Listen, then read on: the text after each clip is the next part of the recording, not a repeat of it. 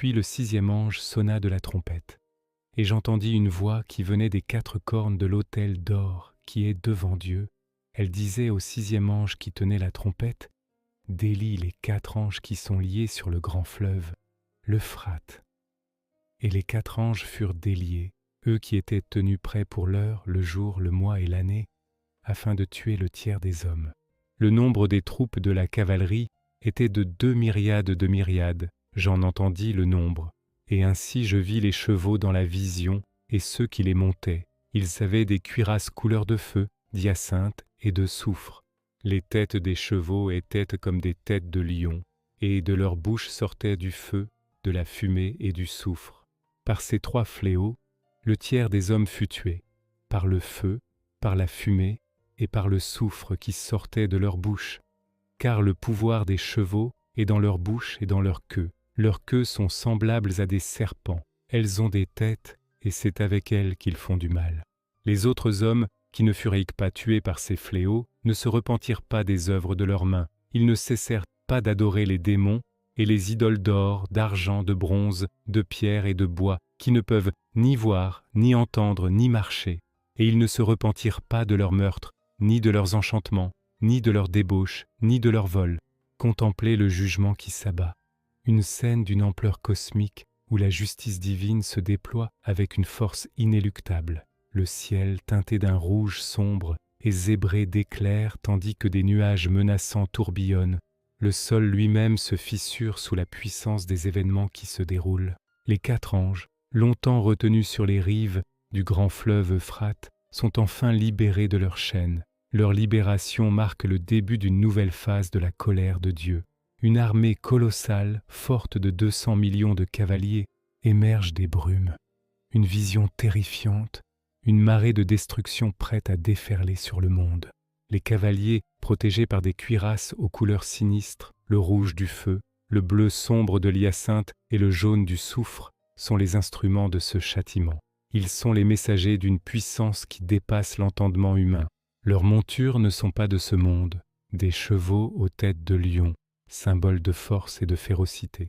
De leur gueule s'échappent les 3 fléaux, un torrent de feu dévorant, un nuage de fumée suffocante et une pluie de soufre corrosif.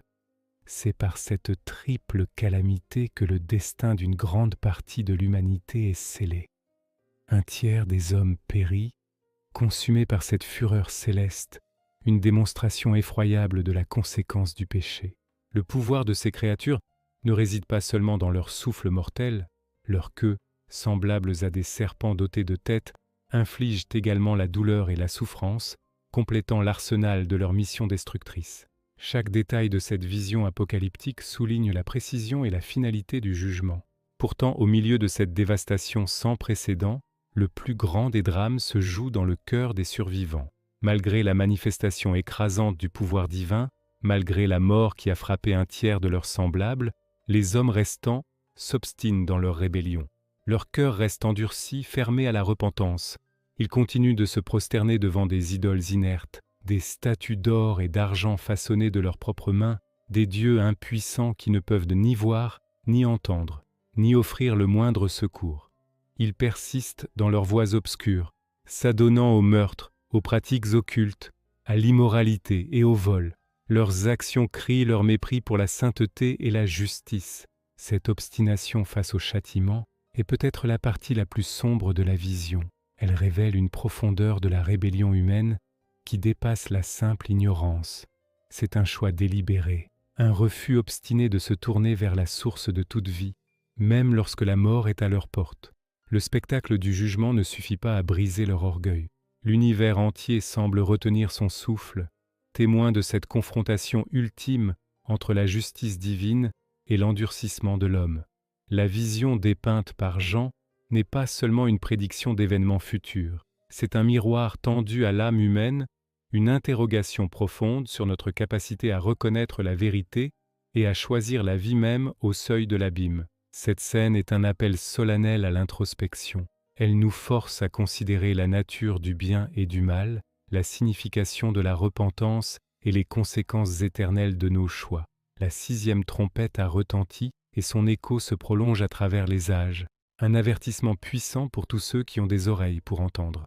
Que cette vision nous serve de rappel, un rappel de la souveraineté de Dieu et de la gravité du péché, mais aussi implicitement un rappel de la grâce qui est offerte à ceux qui choisissent de se détourner de leurs idoles pour se tourner vers le Dieu vivant et vrai. Avant que la dernière trompette ne sonne, merci d'avoir regardé. Si cette exploration des prophéties vous a interpellé, n'hésitez pas à vous abonner pour ne pas manquer nos prochaines vidéos. Laissez un commentaire pour partager vos réflexions. À très bientôt.